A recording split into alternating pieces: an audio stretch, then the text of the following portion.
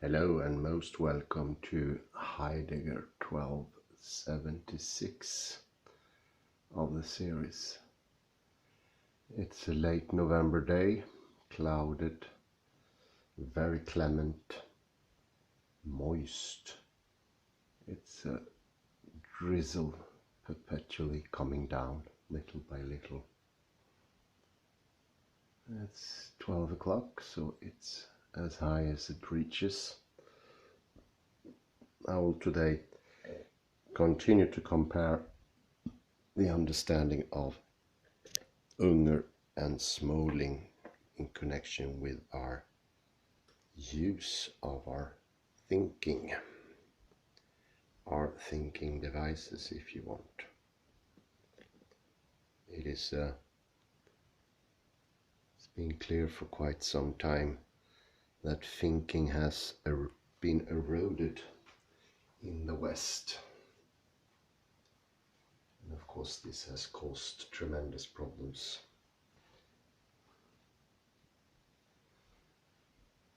And it's easy observable when you walk around the halls of knowledge that people are collapsed intellectually and physically.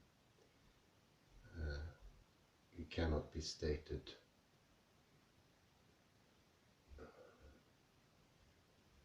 enough often, and that is that mind and muscle, mind and body always mirrors each other's.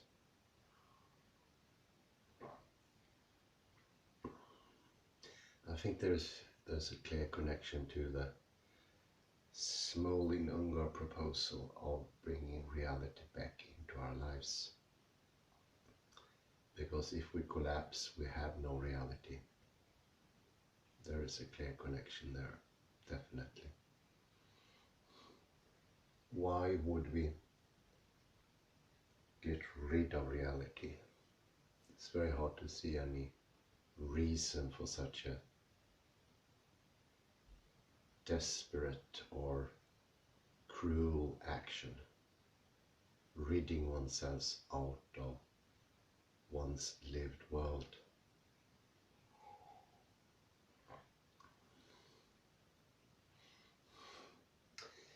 I will continue with the science of inhibition and endgaming, posted quite recently in 2019, December 9th actually, by Patrick Johnson. Gives a scientific view of how people now experiments with inhibition and, I would say, preemptive take on space and time.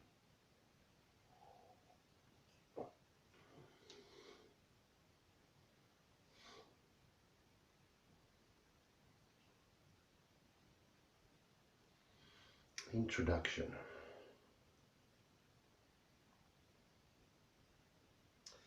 Most Alexander teachers consider the words inhibition and endgaming vital for describing their work.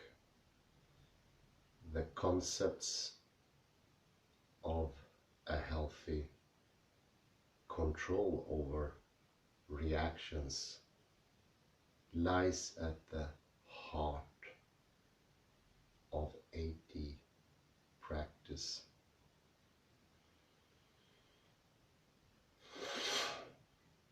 In simple terms, teachers describe letting go of a goal so that one can intervene in the activation of unwanted habits.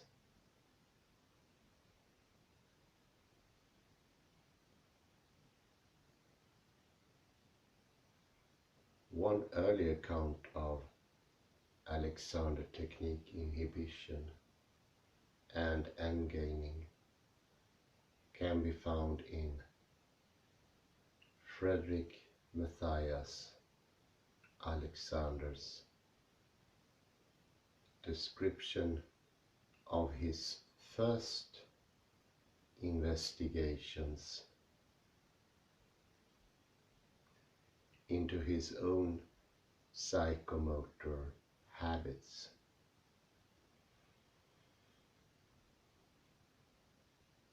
In the use of the self, Alexander frames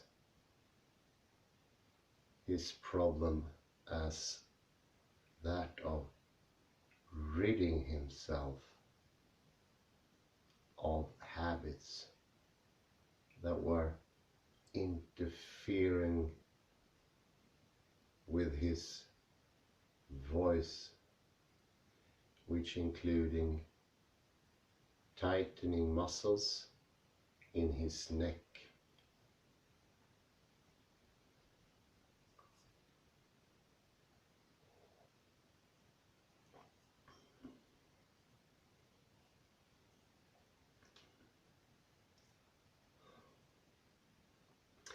he describes how at the moment of speaking his old habits would activate, regardless of how carefully he prepared to speak. His problem is one of endgaining.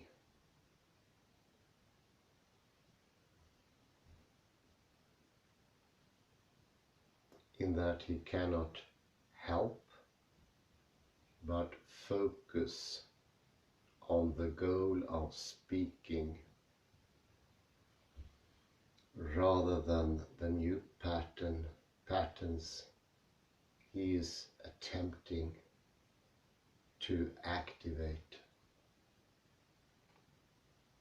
According to Alexander, one of his key breakthroughs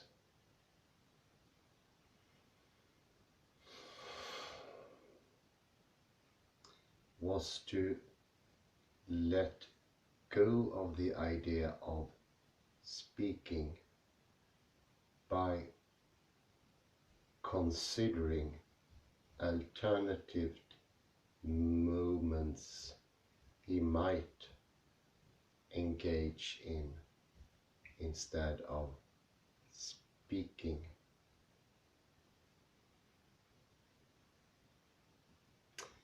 This allowed him to turn his attention away from the ultimate goal, speaking, so that he could prevent it. He could prevent his habits, for example, tightening his neck,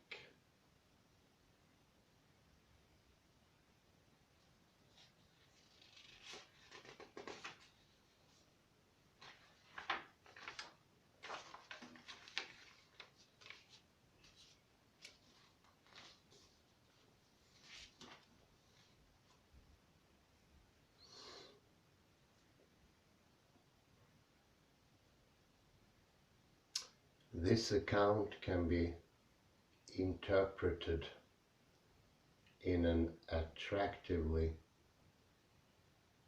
simple way. By learning to prevent a habitual reaction to a stimulus, in his case, the urge to speak, one increases control over one's habits, allowing one to turn away from the end goal and reason through a more appropriate response.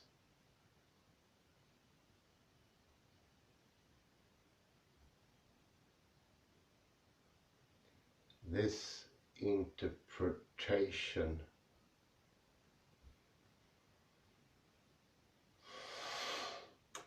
emphasizes learning to inhibit habitual reactions to stimuli as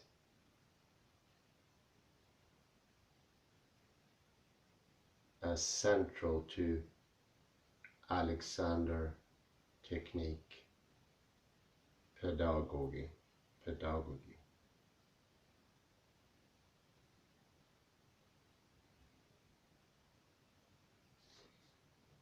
This pedagogical focus on inhibition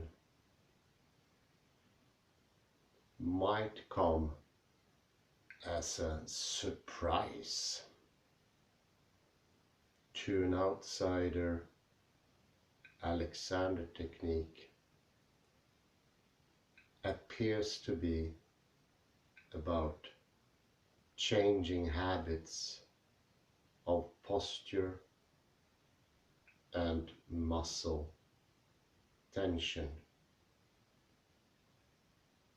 So why such an emphasis on a specific cognitive process?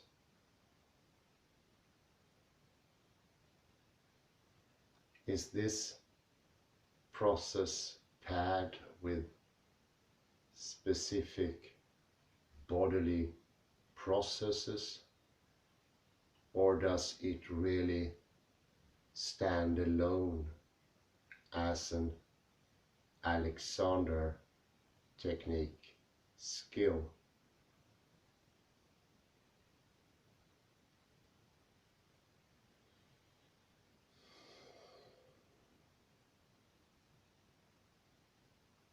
From a scientific perspective, the concept of a cognitive stop that interrupts the progress from stimulus to response to allow for alternative reactions is familiar to psychology.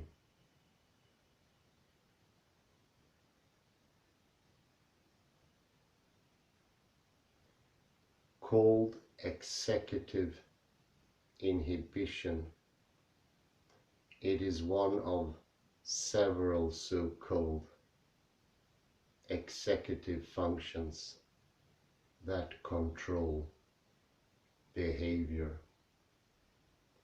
In parenthesis from me, do remember the frontal cortex and even more the cerebellum, whose functions are to regulate thinking, not dealing with the content of thinking, but in which order and how the thoughts are coming.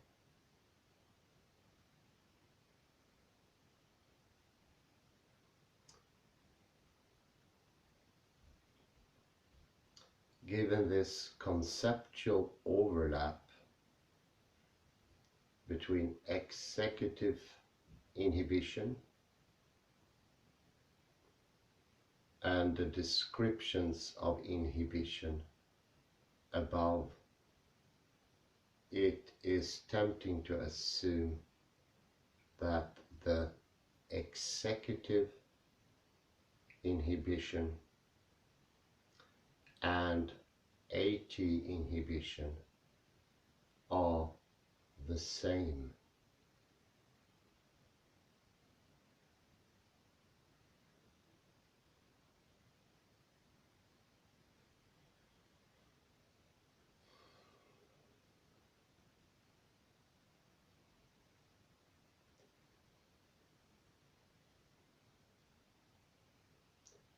simple as this connection with psychology seems, it is not the whole story about Alexander technique, inhibition,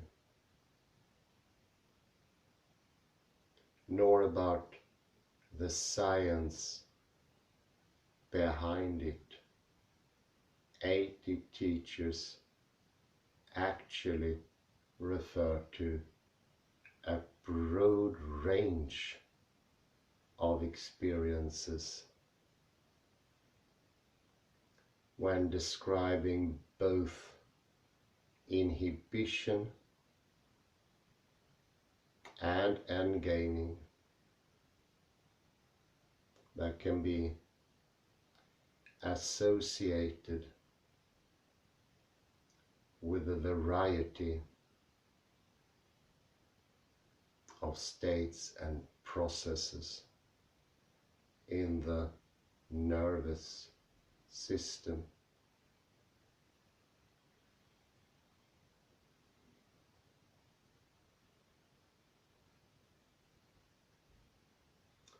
I often been surprised by the degree to which 80 teachers include posture and tension in their definitions of inhibition.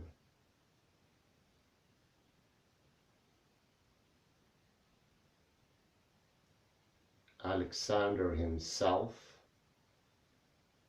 used the words in diverse circumstances to describe a variety of experiences and observations.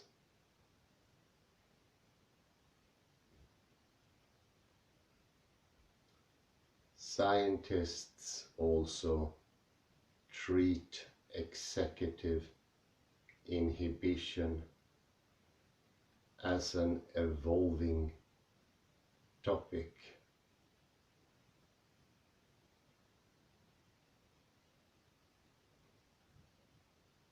The field is very active at the moment,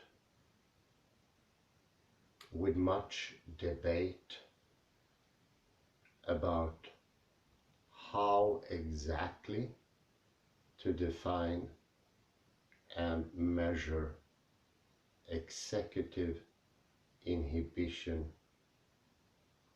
in action, and how inhibition integrates with other executive functions, such as working memory and task switching.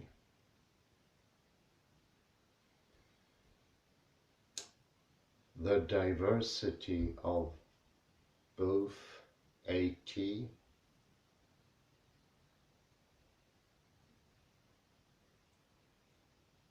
and scientific interpretations will be one of the main themes of this essay.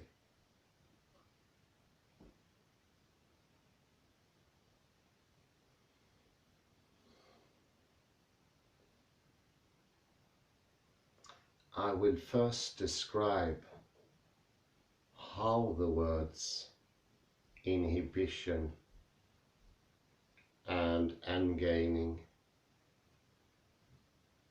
are broadly used by the Alexander technique community.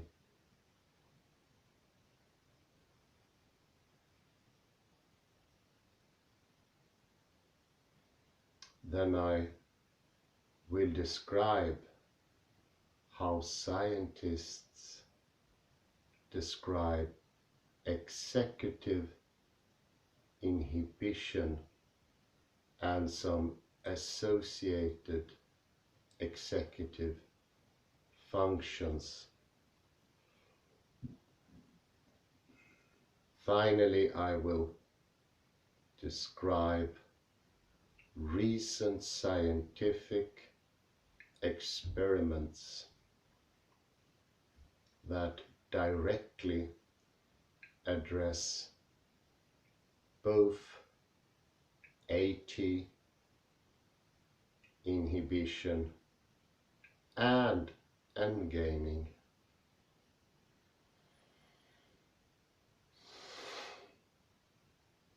This essay is intended to be accessible to both AT practitioners and those outside of the AT world who are interested in these concepts, including scientists, psychologists, and medical practitioners.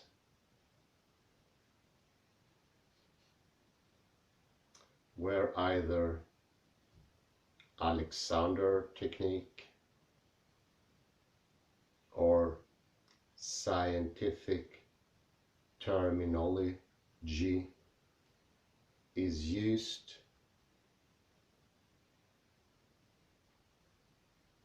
I try to provide clear explanations.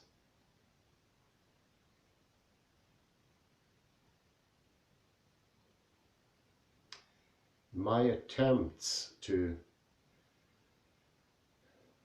describe these concepts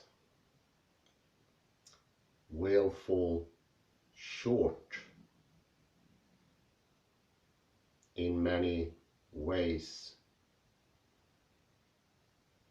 The word inhibition in both Alexander technique and science are not always precisely defined.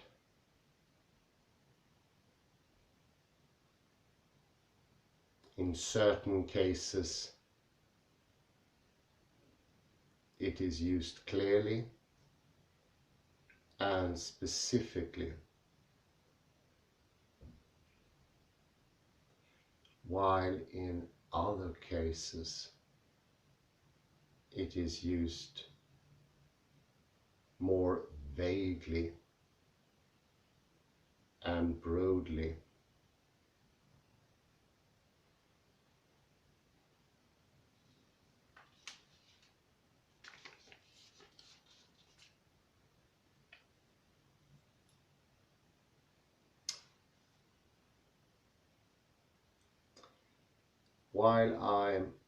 While I aim to clarify definitions,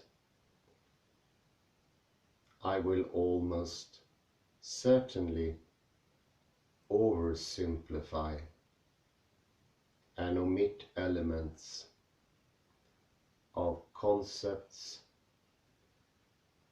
in both fields. With this in mind, I hope the readers from both inside and outside the AT world will find useful information to incorporate into their own thinking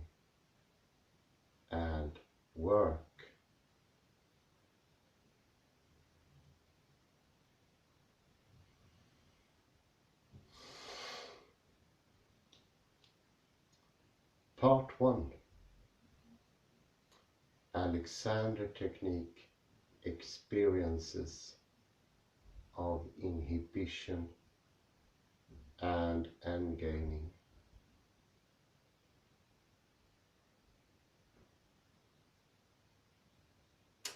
As I've written about before, an essential practice in connecting Alexander technique with science is to separate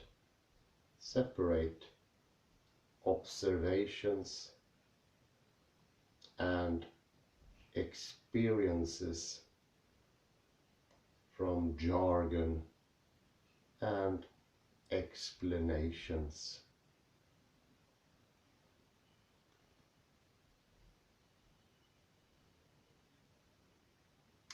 In practice, this often means asking Alexander technique teachers to deliberately drop assumptions about how AT works and avoid terminology as they described observed phenomena.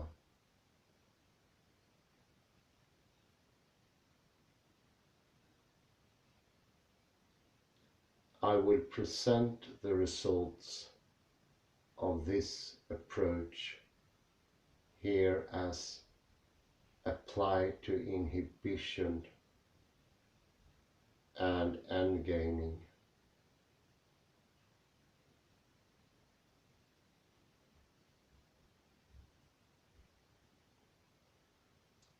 We've solicited descriptions of raw experiences and observations that practitioners associate with the words inhibition and endgaining.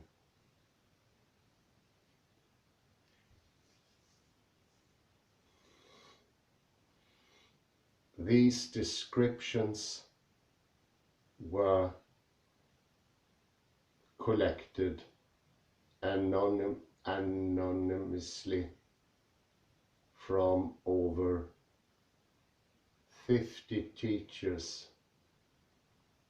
and trainees who were following our classes, workshops, and webinars.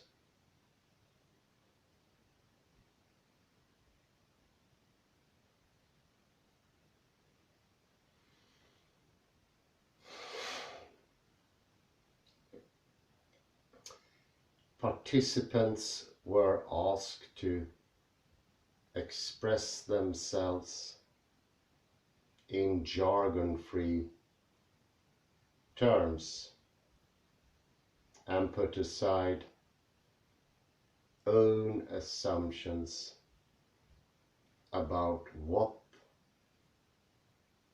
they might think is going on physiologically.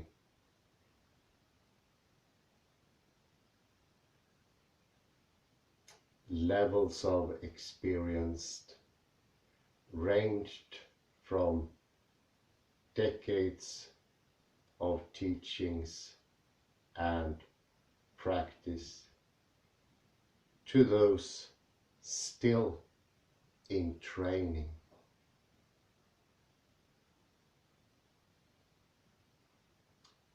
Table 1 contains representative quotes from this process.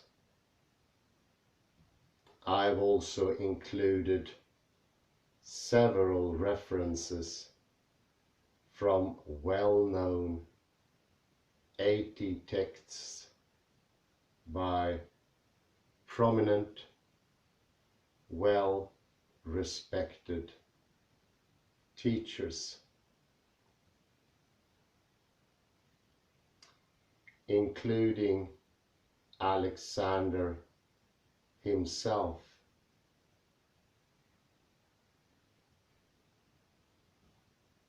for which I've included the specific reference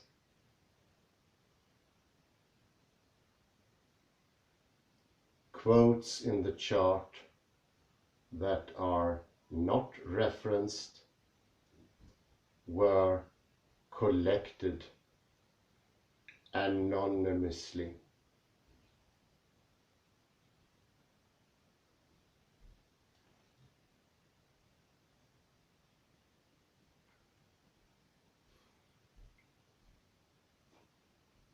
Table 1.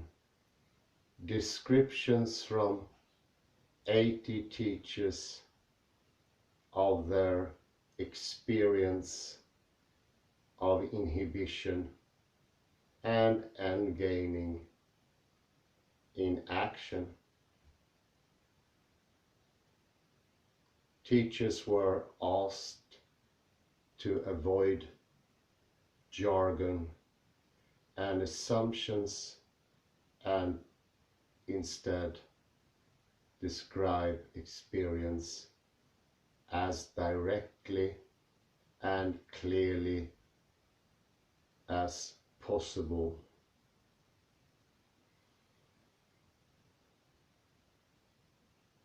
Inhibition experiences. 1. What we mean by inhibition is stopping your initial response to the idea of something you want to do or have to do.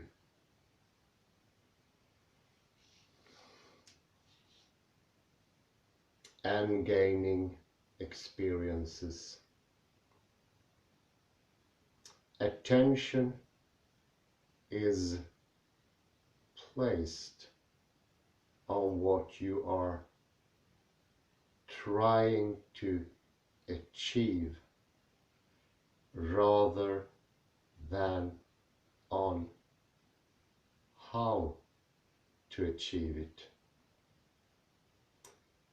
The focus is the destination,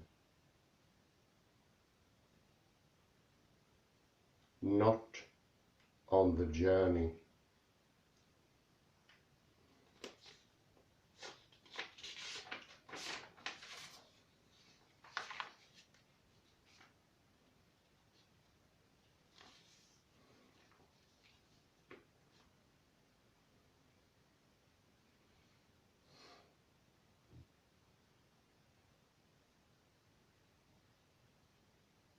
Inhibition experiences.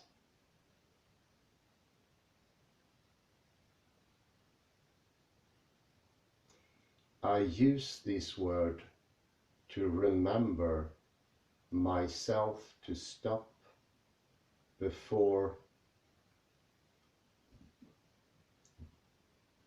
doing something without thinking. For example, when I walk fast to arrive to a place on time and I start to feel tense in my neck and legs,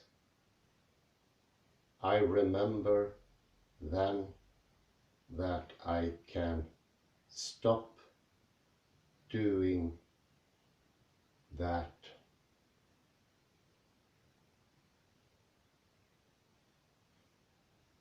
And gaining experiences.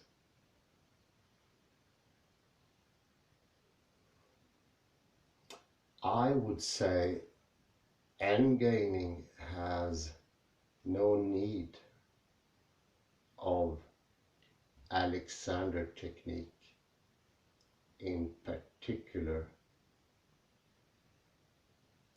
Endgaining, in my understanding,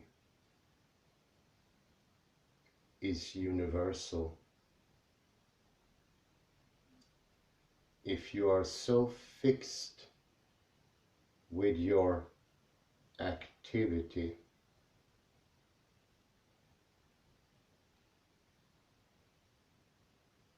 and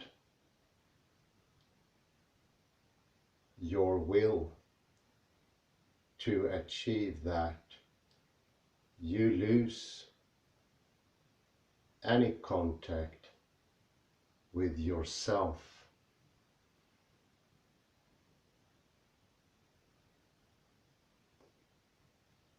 If you don't follow your own will, intention, you sort of override that, you will start losing contact with yourself. Inhibition is the moment of awareness within yourself in which you are so quiet that you can observe everything.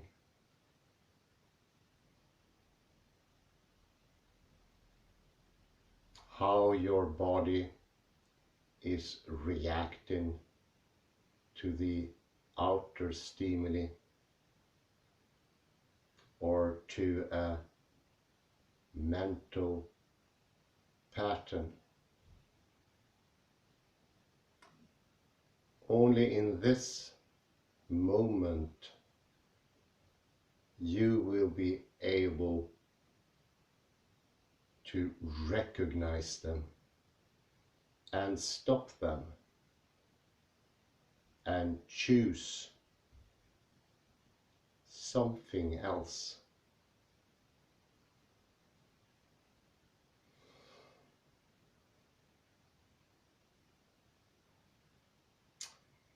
In dentistry,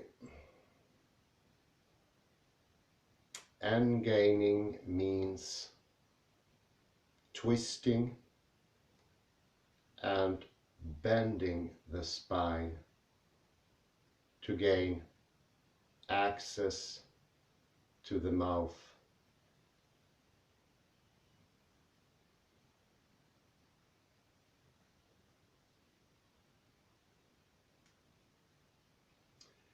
All attention is on the treatment being carried out,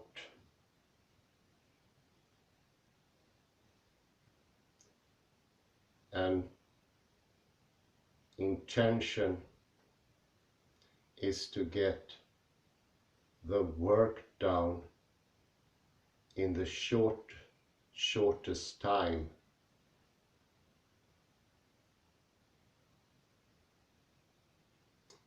Not endgaining in this context means the dentist is mindful of oneself, thinking about gaining access. Treat the patient in such a way that the correct joints are used for bending and maintaining length and width of the torso. Checking in with yourself frequently and directing into length rather than contracting movement muscles unnecessarily.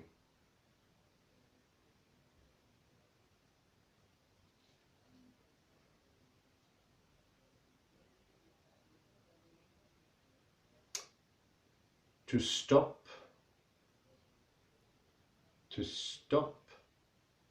automatic reaction is inhibition.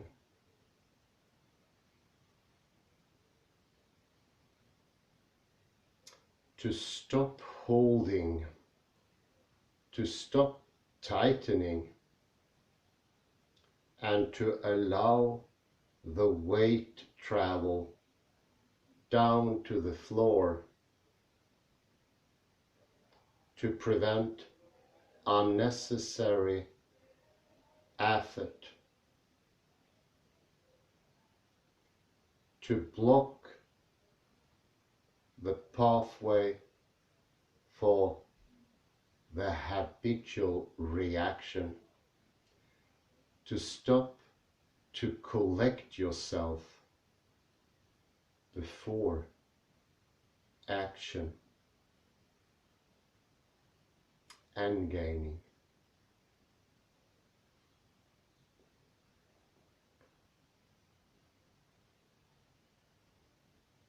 An individual who gains may be a student being preoccupied with hitting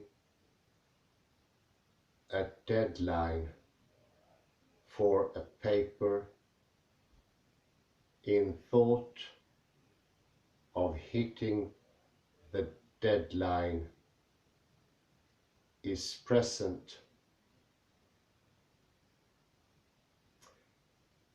The student's attention will be split between being expressive and being expedient. This split does not help the student type faster, nor does it help create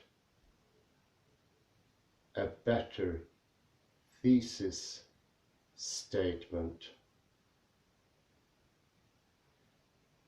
From my personal experience, this preoccupation comes with a tightening of muscle and a holding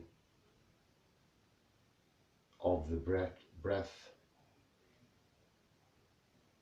During one bout of writer's block some years ago, I noticed I was tightening my neck.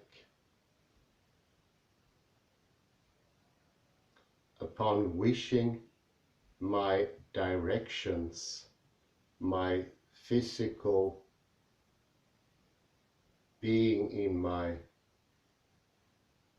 tense in my neck went away, and the thoughts began flowing rather instantly.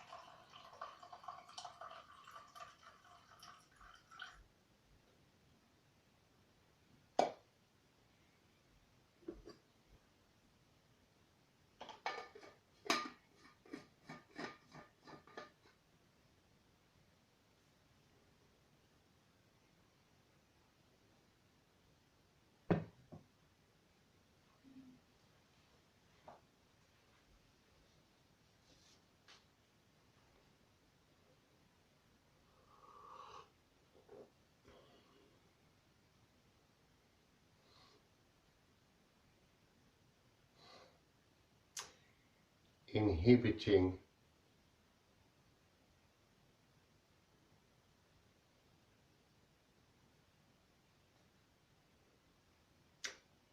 experiences. Tell your pupil to inhibit, but you can't expect him to before you get him going up.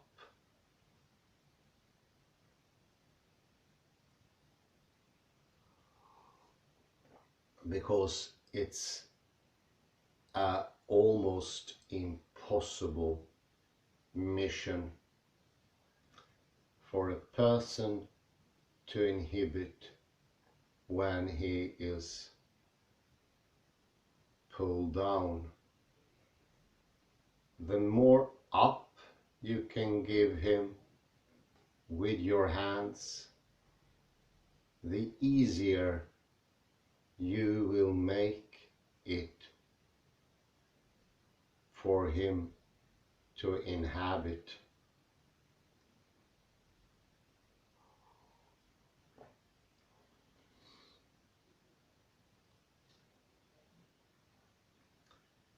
His habit of end gaining causes him to try to do the act in the habitual way that feels right.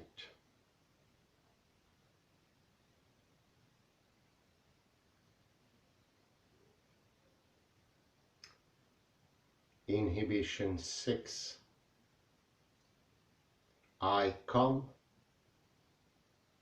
now to the point which marks the differentiation of man from the animal world, and which is first clearly evidenced in the use of reasoning, intellectual powers of inhibition.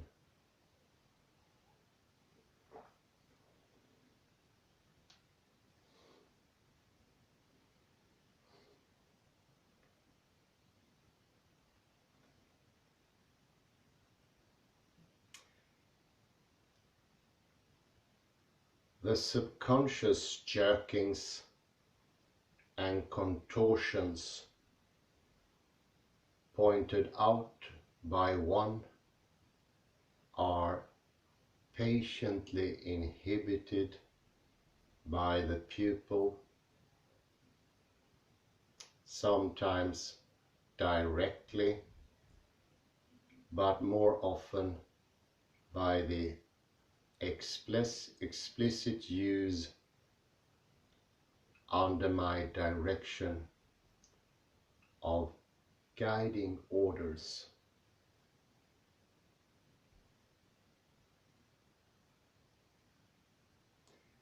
These quotes suggest that teachers refer to a broad range of experiences when talking about inhibition and end gaining.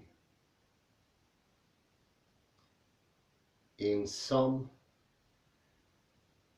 they describe a cognitive stop.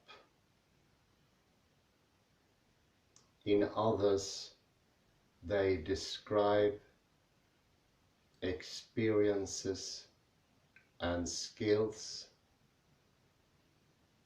from sensing bodily states to maintaining an overall sense of calm and support.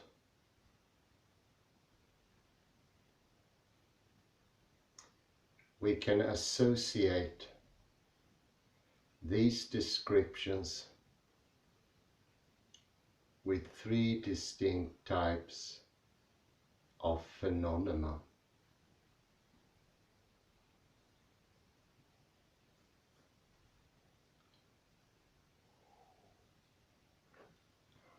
One, a cognitive stopping process.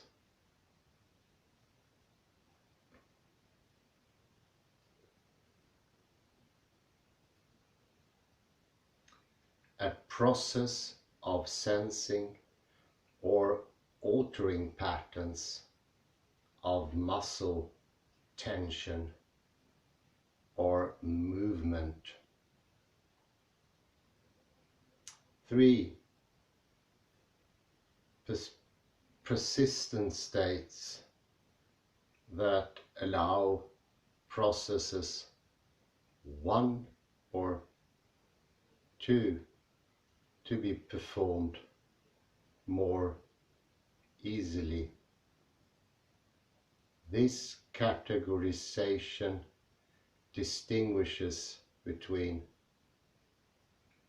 processes 1 and 2 and states 3. Processes are short-lived, with a beginning and an end. States persist over a longer term, evolving slowly compared to short-term processes. The differentiation is essential for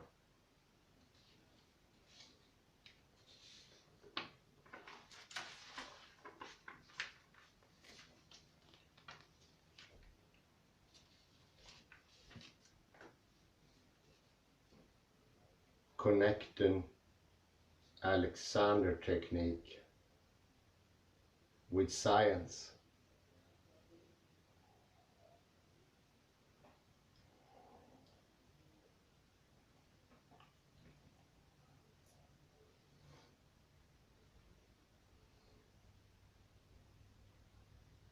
Under category 1, descriptions involve general cognitive processes and make no specific mention of neuromuscular processes such as shortening or tightening.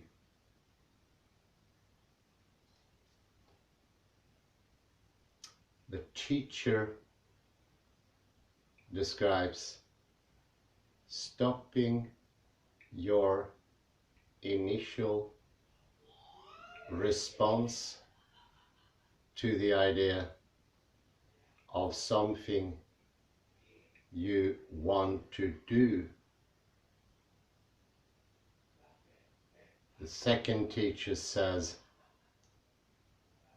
attention is placed on what you are trying to achieve rather than on how to achieve it. Teacher 2 is very clear about endgaining being a general process that has no need of Alexander technique in particular. Perhaps these respondents had more specific concomitant neuromuscular processes in mind, but they did not include them in their descriptions. The quote I6 from Frederick Matthias Alexander, while very general in its application, specifically connects inhibition with reasoning and intellect.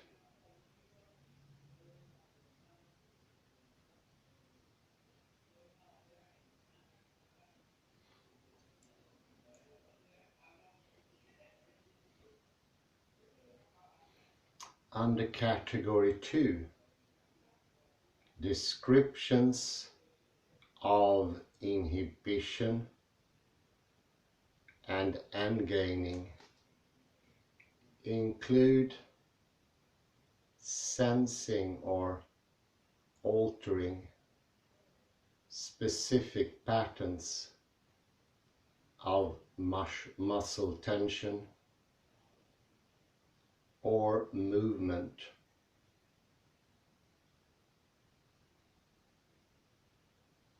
In some cases, muscle tension serves as a trigger for stopping processes.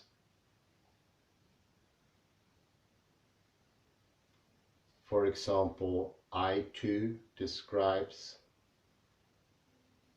which is one of the teachers, when I walk fast to arrive to a place on time and I start to feel tense in my neck and legs, I remember then that I can stop doing that. The feeling of tension triggers an inhibitory reaction.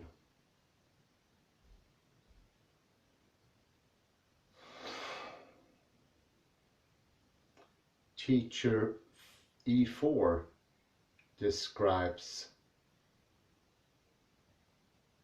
during one bout of writer's block some years ago, I noticed I was tightening my neck, which triggers an inhibitory response.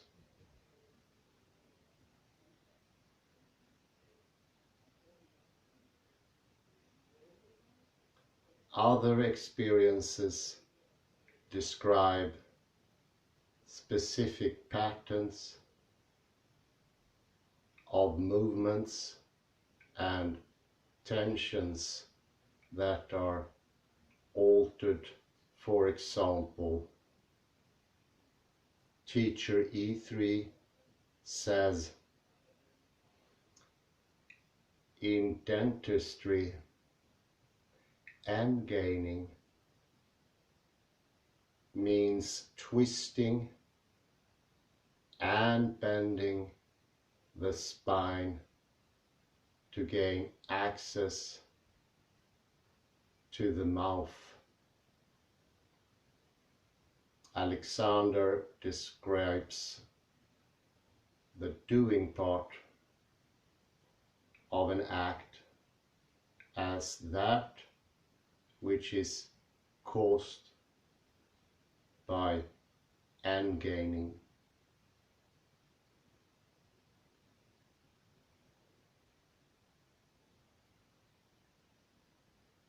Several descriptions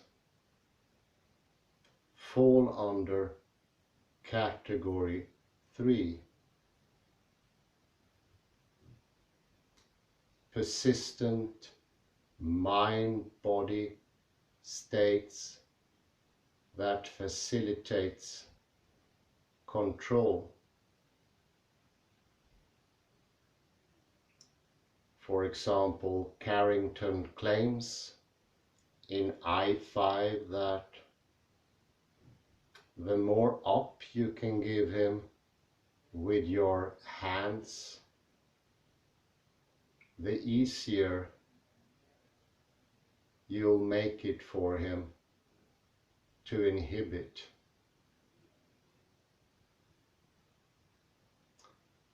The up, which likely refers to a reorganization of postural support, facilitates inhibiting. Teacher 3 describes the moment of awareness within yourself in which you are so quiet that you can observe everything, how your body is reacting to the outer stimuli or to a mental pattern. Do remember here proprioception as explained by David Bohm. We gain access to our thinking processes.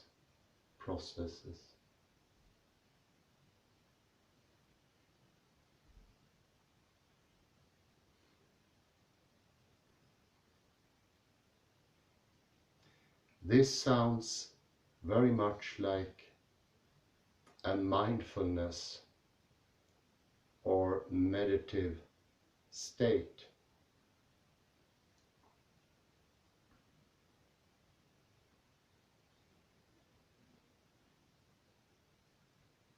Which has been described in the literature as non-judgmental observation of the ongoing stream of internal and external stimuli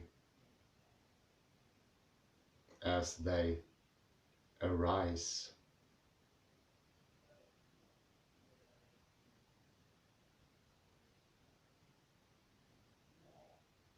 Such a state facilitates the next step of stopping the unwanted patterns and focusing on process rather than ends. This categorization is by no means perfect or complete.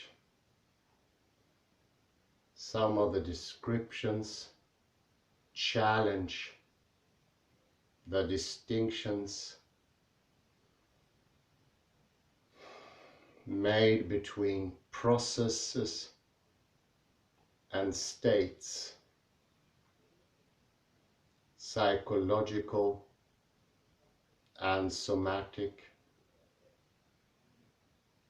and sensing and activating.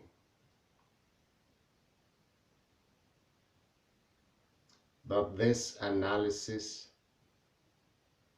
does show that teachers are talking about a broad range of phenomena when describing the relevant Alexander technique experiences.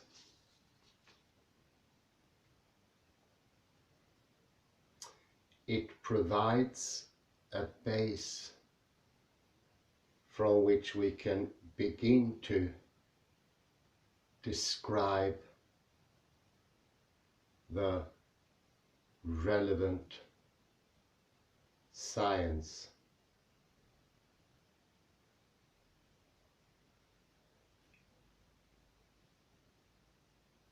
We begin our investigation of the relevant science with a description of executive functions in general and executive inhibition specifically. The order of presentation does not mean that executive inhibition is the most important scientific concept for understanding AT inhibition. Think of executive inhibition instead as a base concept for developing a more nuanced and inclusive picture of the relevant science.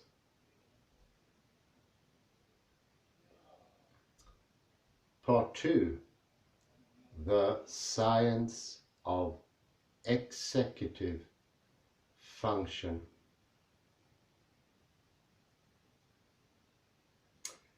Executive function is a fundamental concept in cognitive psychology. To quote a recent review, executive functions refer to a family of top-down processes needed when you have to concentrate and pay attention, when going on automatic or relying on instinct or intuition would be ill-advised, insufficient, or impossible.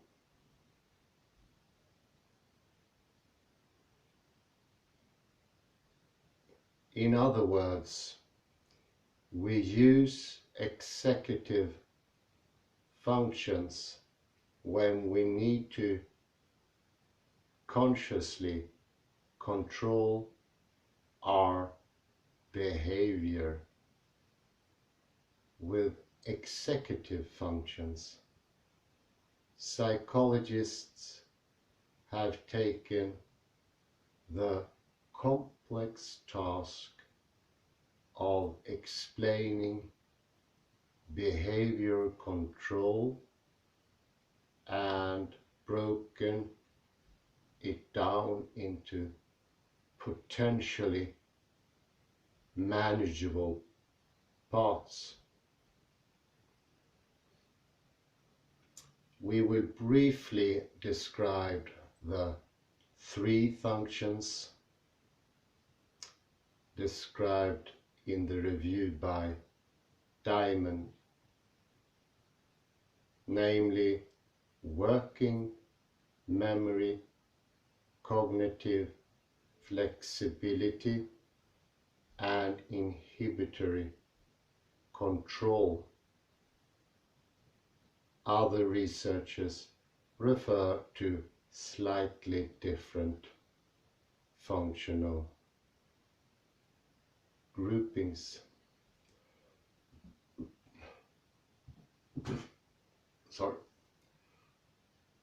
Psychologists have developed a series of simple tests to measure these functions.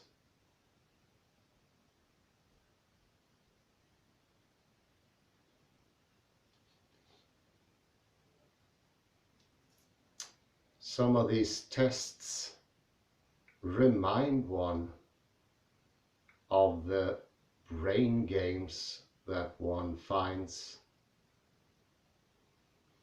on various websites or apps that are supposed to help you think better. You might think or find these tests simple compared to the complex daily processes of thinking, choosing, and acting.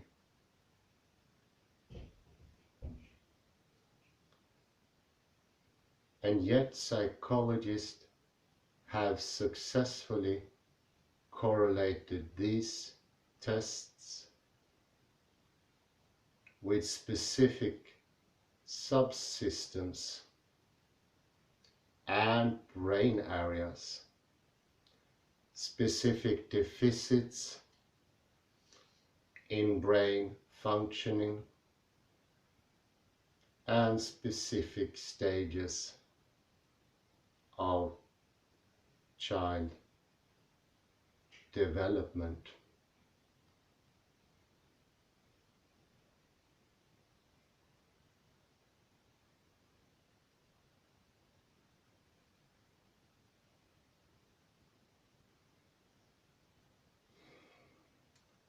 While the validity of the exact definitions of the executive functions continues to be debated,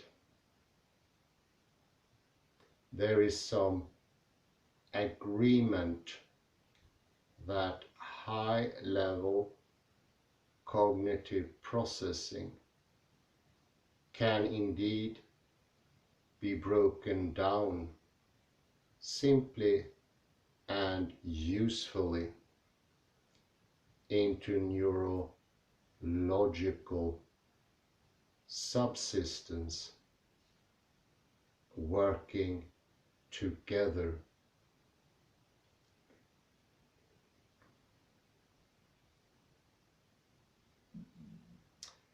This idea of multiple subsystems functioning together is essential for understanding the nervous system in general.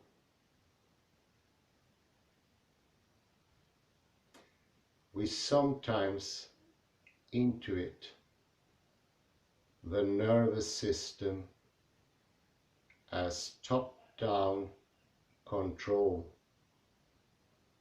Our conscious selves in charge, telling the system what to do.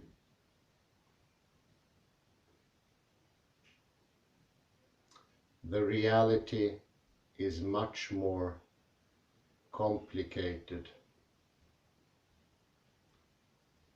with multiple things happening in parallel in the brain and body,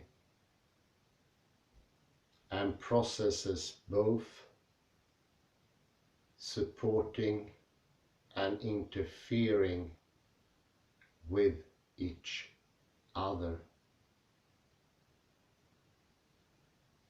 Executive inhibition, for example, involves at least two signals traveling through the brain at the same time, one path stepping into block to block another.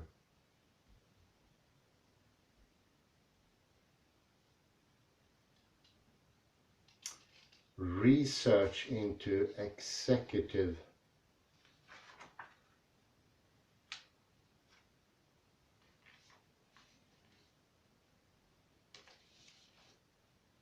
functions attempts to describe the key subsystems of high level cognition,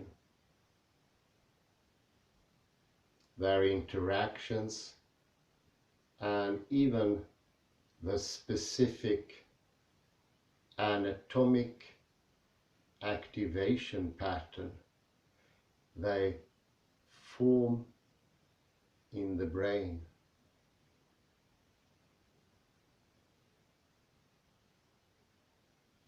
Working memory.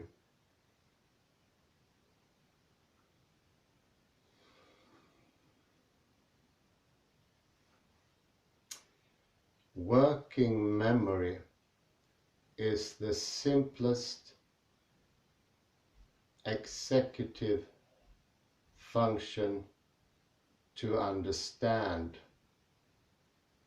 It is a limited repository of information that you can manipulate in your head while solving a problem or making a choice.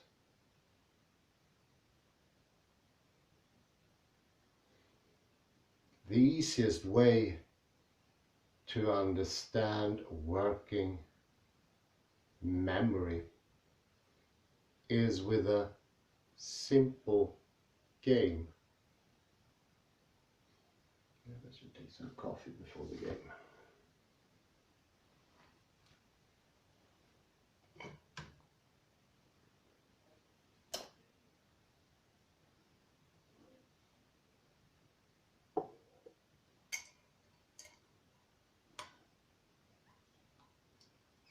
Sorry for that.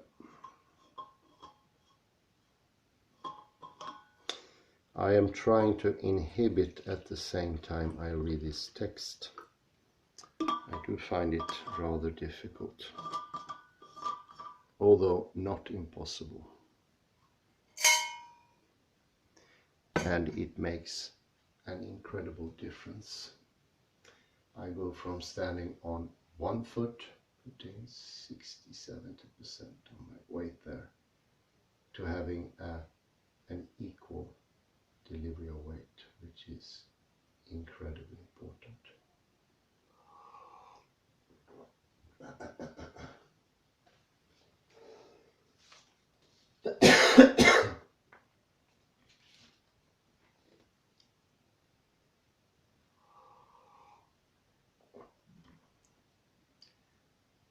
Working memory. Game 1. Part 1. Memorize the following list of animals: horse, mouse, elephant, cat, ant. Close your eyes and repeat the list to yourself. Do that now. Do you have it?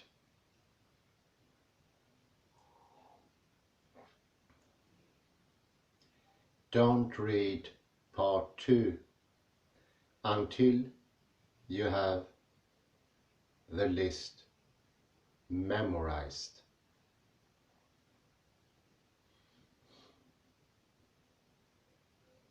Part 2. Now close your eyes and repeat the list, but this time arrange the animals from the smallest to the largest. Don't peek at part 1 again, and don't open your eyes until you have got it.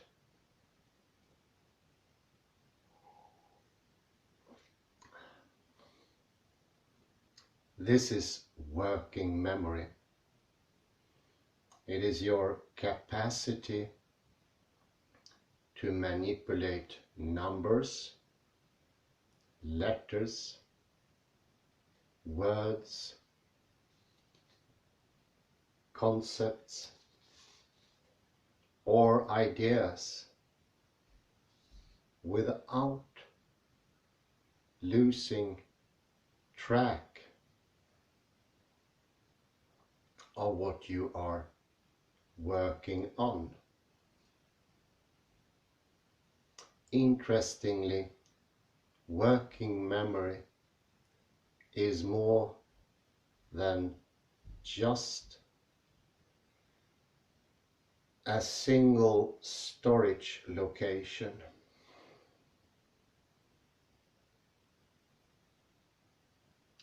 And relies on more than just visual resources.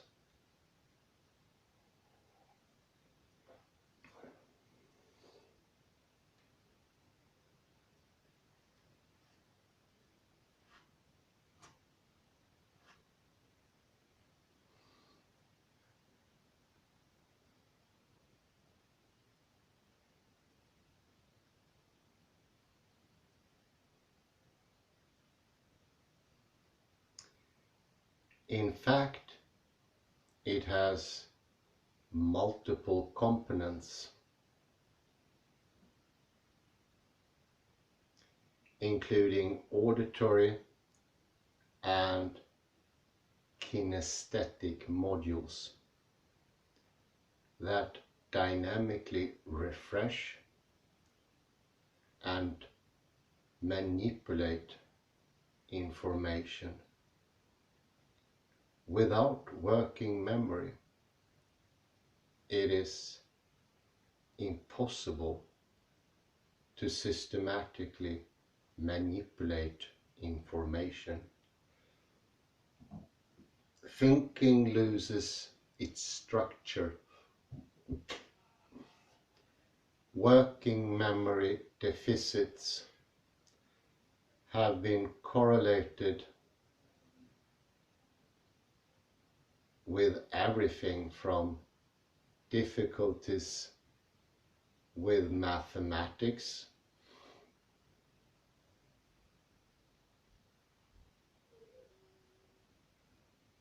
and reading comprehension, even to schizophrenia.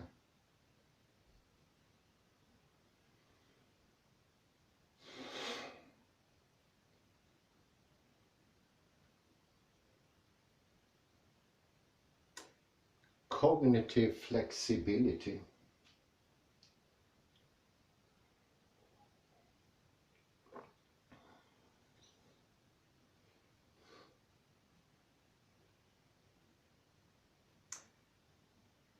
A second category of executive functions is sometimes called cognitive flexibility or task switching. This is the ability to change your processing strategy in mid-task. To do this, you need to be able to recognize the strategy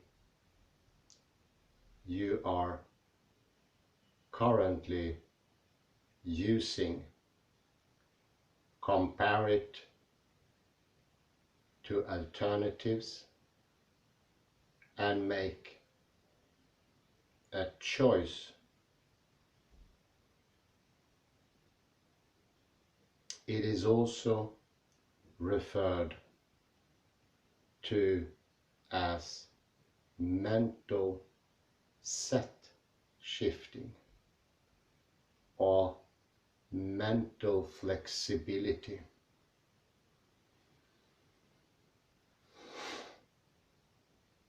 It is active in the moment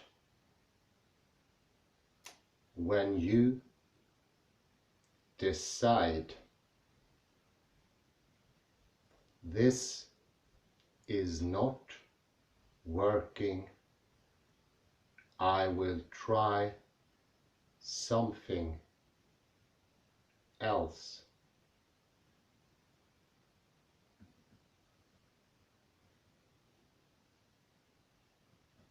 The simplest cognitive flexibility test given to infants is the A not B task. An object is hidden under an opaque container, like a cup. Location A. The infant is shown where it is. It is repeated until the infant can find it unassisted. Then the object is located under a different cup. Location B.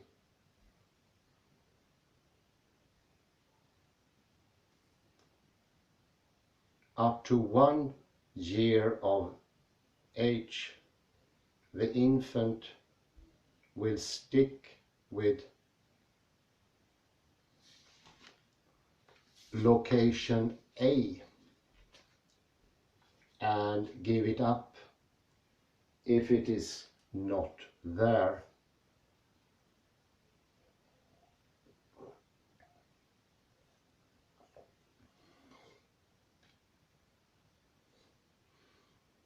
After 1 year, the infant begins to be more flexible in their thinking and will check out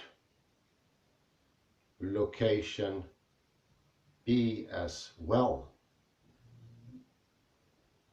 Of course, for adults, this is trivial, and cognitive flexibility is tested by more sophisticated means. Game 2.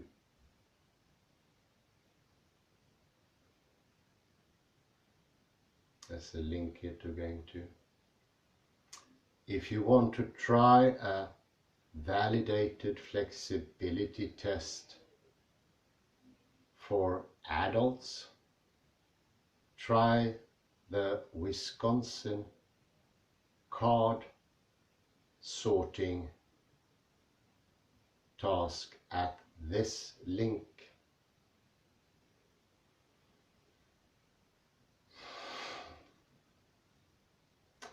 As you will see, the rules change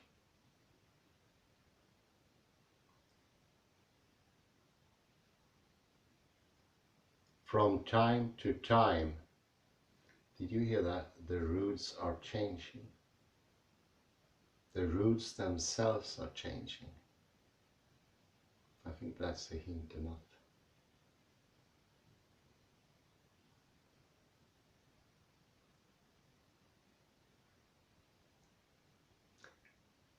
The rules change from time to time as you go through the tasks. So you are constantly asked to rethink your approach. You can sense the internal discussion going on in your brain, letting go of one approach and adopting another as you navigate changing rules.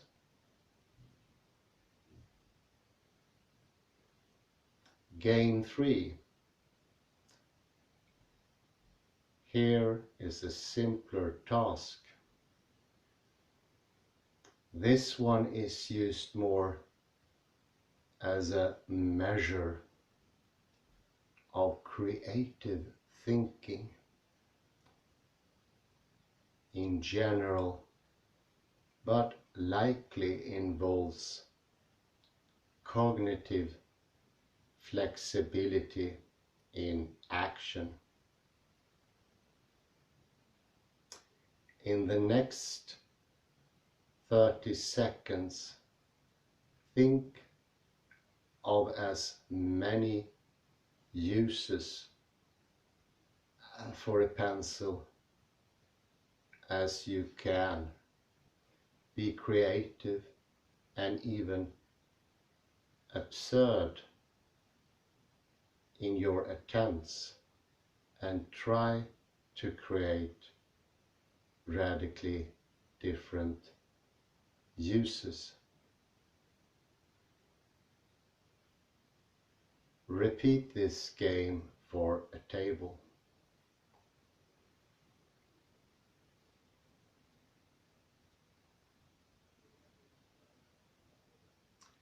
Notice what happens in your brain in game 3.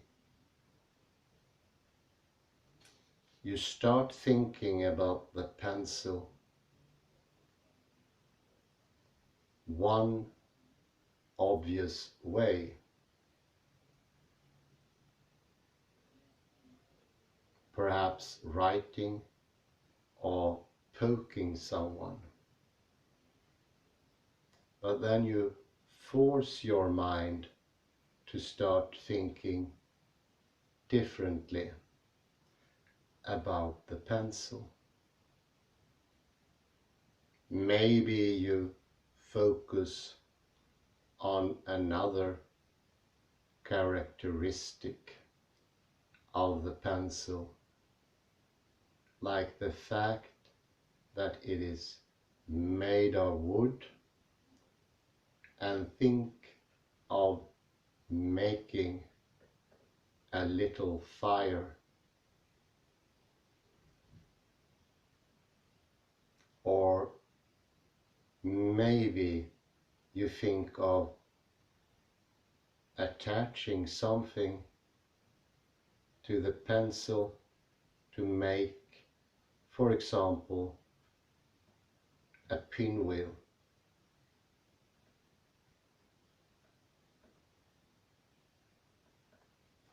These moments of approaching the pencil from a new perspective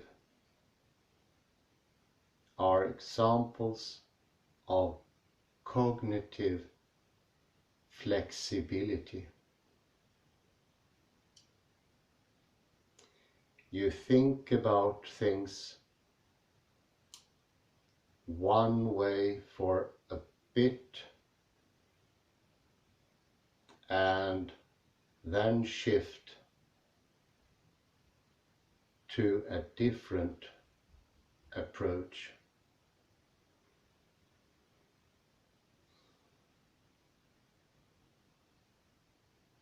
And now to the scientific expression, executive inhibition. Executive inhibition refers to a host of skills involving stopping the process of one idea or impulse to allow for the processing of another.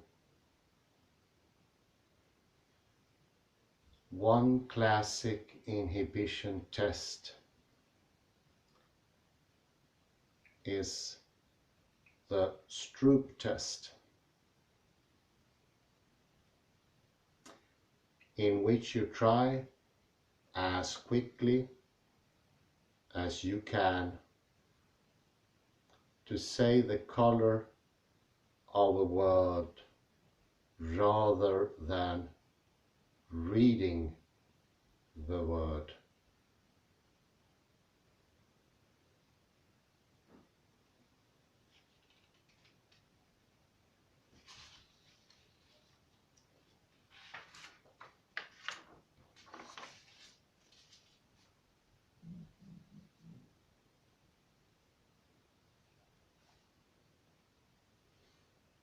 The Stroop test is a classic test of executive inhibition.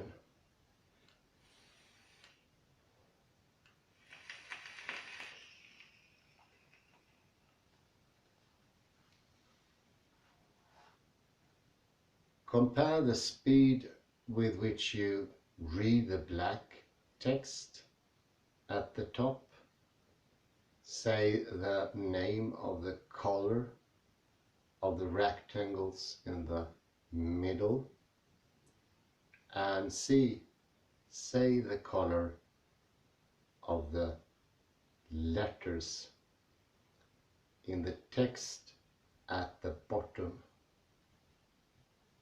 You should notice a delay in C as your brain works to inhibit your first response, to give time to process the second response, which is the color of the words. Notice a few things. If you are like most people, part 1 went quicker than part 2. This means our brain converts written words into spoken words faster than we can name colors. Part 3 was the most difficult. During part 3, did you notice a few moments when something in your brain was in pause mood?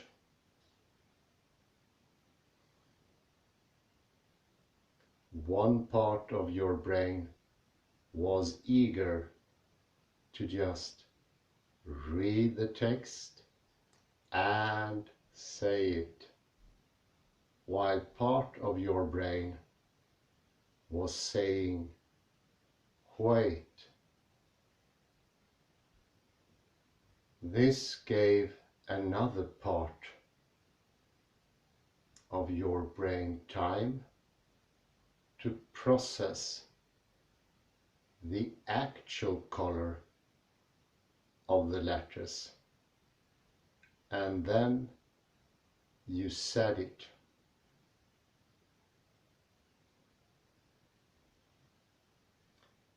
All of this took time and extra processing, which is why part 3 takes the longest for most people.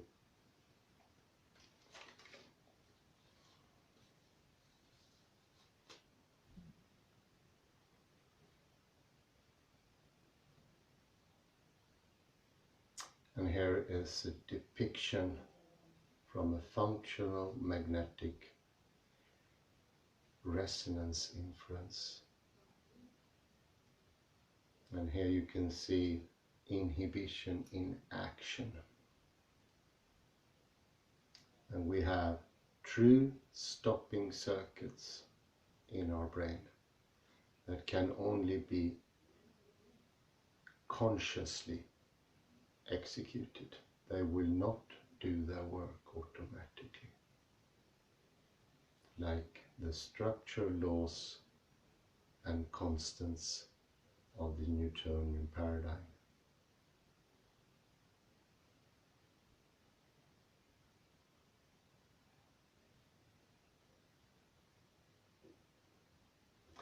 That weight feeling is an experience of executive inhibition in action.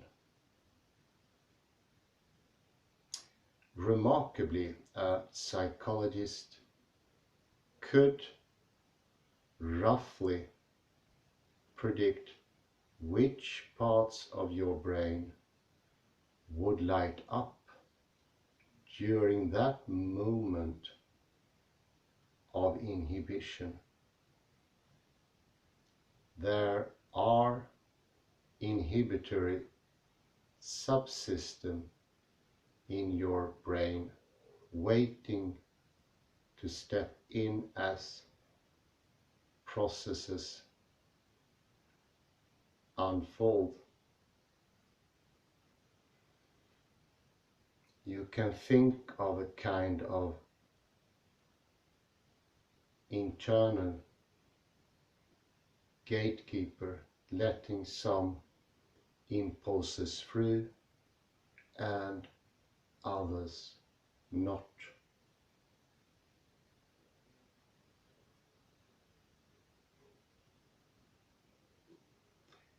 Inhibitory control is important for functioning well in the real world.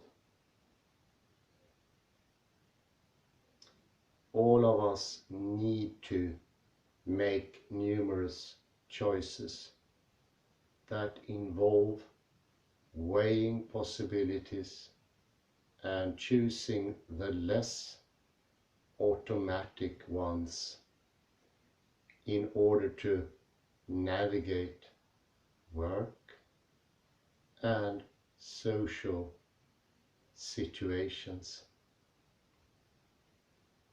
In fact, various actions are being rejected throughout the day via inhibition. When this breaks down, disorders may arise.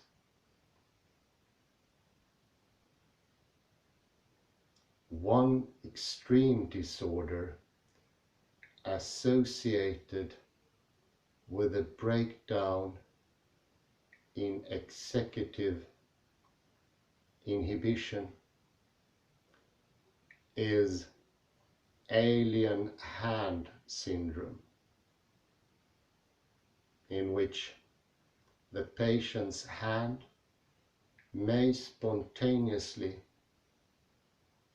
carry out unwanted activities. It is no surprise then that healthy adults do just fine on the Stroop test.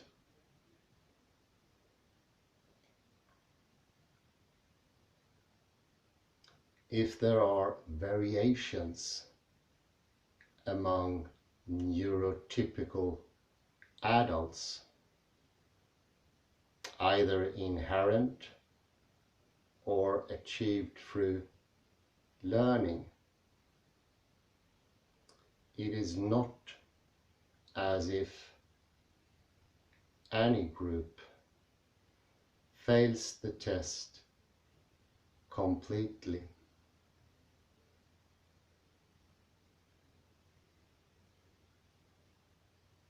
Over the last 15 years or so, psychologists, neuroscientists, and cognitive scientists have begun to use a broader term,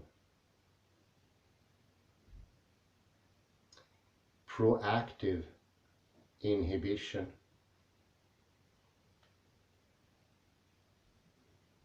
Proactive inhibition refers to activity before a stimulus that either changes the response, stopping mechanism, or prevents the response from initiating at all. By contrast, reactive inhibition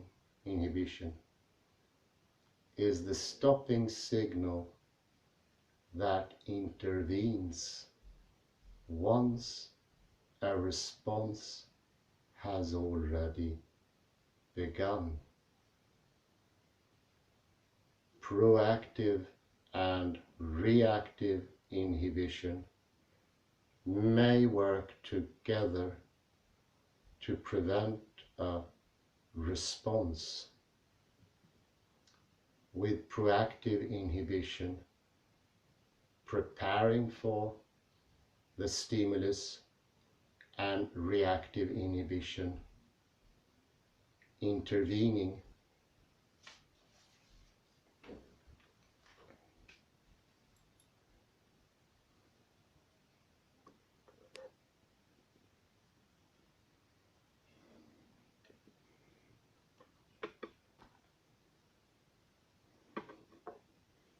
Sorry, need to take just a little break.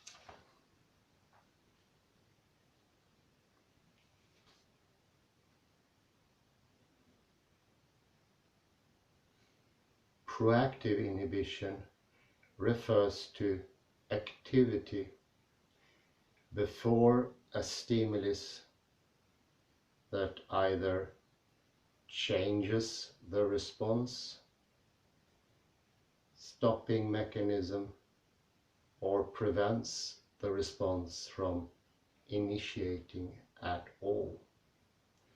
I need to put in a break here.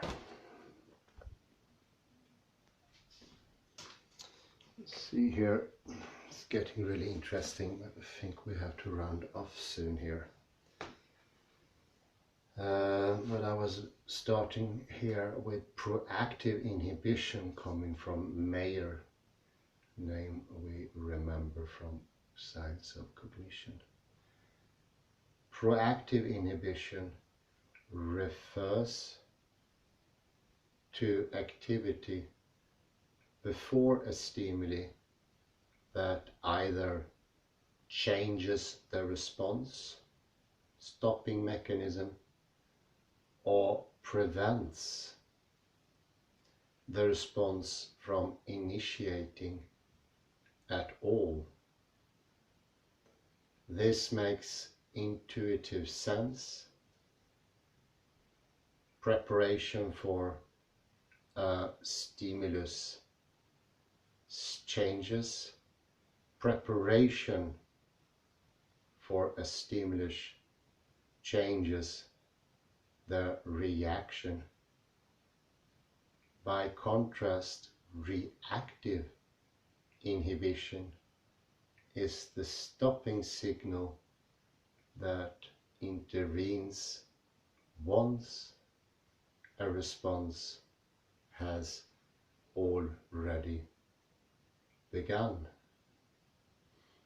Proactive and reactive inhibition may work together to prevent a response, with proactive inhibition preparing for the stimulus and reactive inhibition intervening. If necessary, once the response is initiated.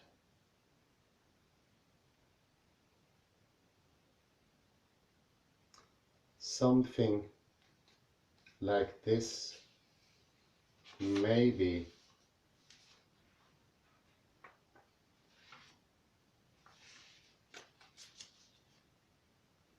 occurring in the Stroop test that you took above.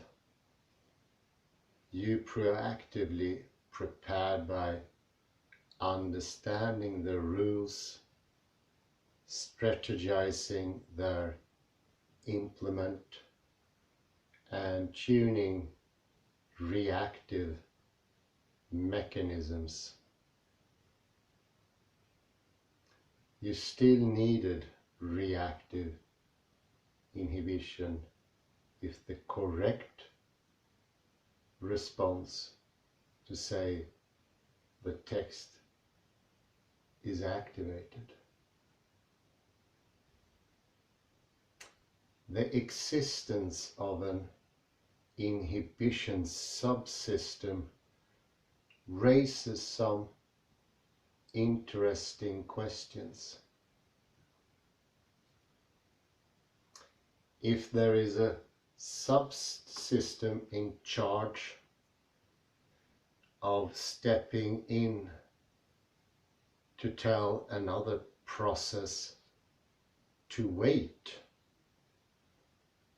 can that subsystem be stronger in some people other than others?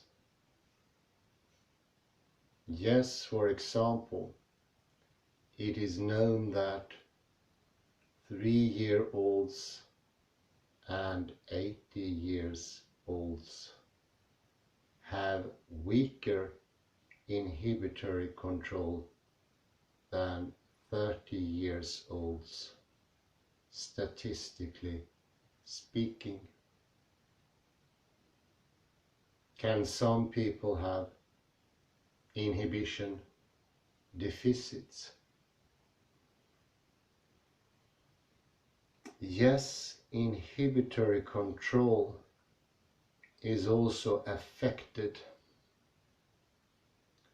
in a wide variety of neurological problems, including involving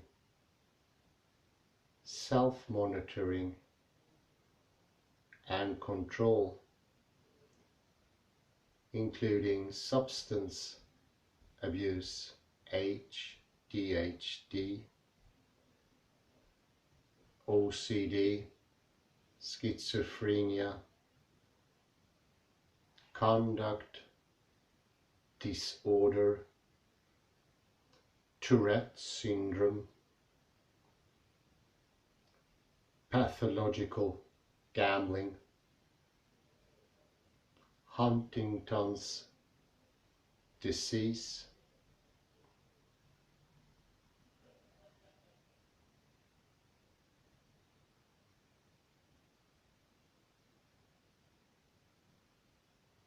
and Parkinson's disease.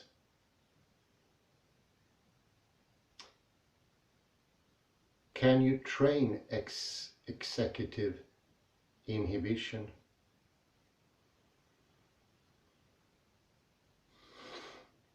Yes, training in mindfulness, yoga and related disciplines have been shown to yield improvements on various tests of inhibition.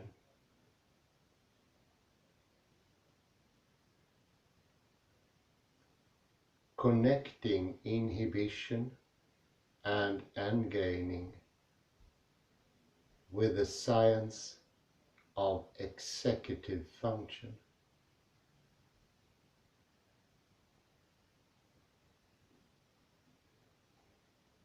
In our interviews with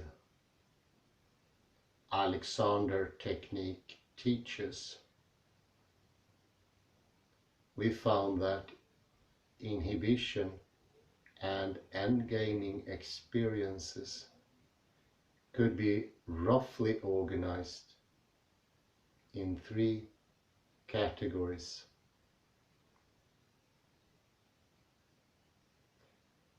1, a cognitive stopping process. 2, sensing or altering patterns of muscle tension or movement. 3, persistent states that allow processes 1 or 2 to be performed more easily. In the research literature, all the executive functions are considered essential to effective learning.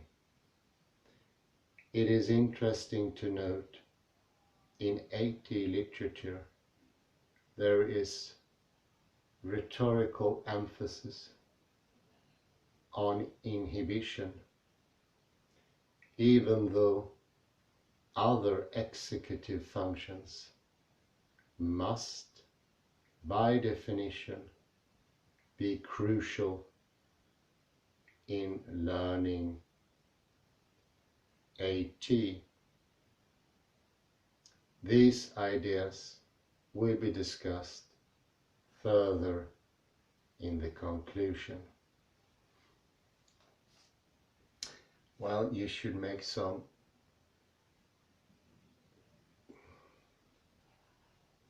keen observations, and structural time makes for expected result. Expected results are those ingrained functions in the brain that stops thinking, because only with these different inhibitory mechanisms can you actually have free thinking. Otherwise, it's this thinking that is an imitation of the Newtonian paradigm of expected result that comes from causes and leads to effects automatically by the time stipulated by Newton, or if you prefer, no time of Newton. So we are living out the Newtonian paradigm. I think we finally made the quantum leap from a physics that has nothing to do with us to a physics that has everything to do with us. How we feel, our health, and as in these cases, our intellectual states. How do we feel about our own thinking? How well is it working? What is the working quality of the thinking? And how do we make thinking sharper, more intellectual? Not by copying, because then you're just performing a routine. You learned it and you are perpetually executing it, but without having the means to stop it. That can lead to change. It's the only way to change it, because the most important part of the thinking process is to stop previous patterns of thinking. If they are not stopped, they will just repeat themselves indefinitely. There is no stopping them. You will only reformulate, put the same verbal things into new shapes or even new words, thereby imagining that some thinking has going on. And of course this leads to the static role of the universe as just the place taker. And of course you can be as passive as Max Tegmark about this collapse and so forth, because the world is happening by itself and you have nothing to do with it, seems to say, and even hinting that most of your experience is out of your experience, which is madness. I say thank you very much and have a very pleasant afternoon. It was a pure pleasure. Bye bye for now.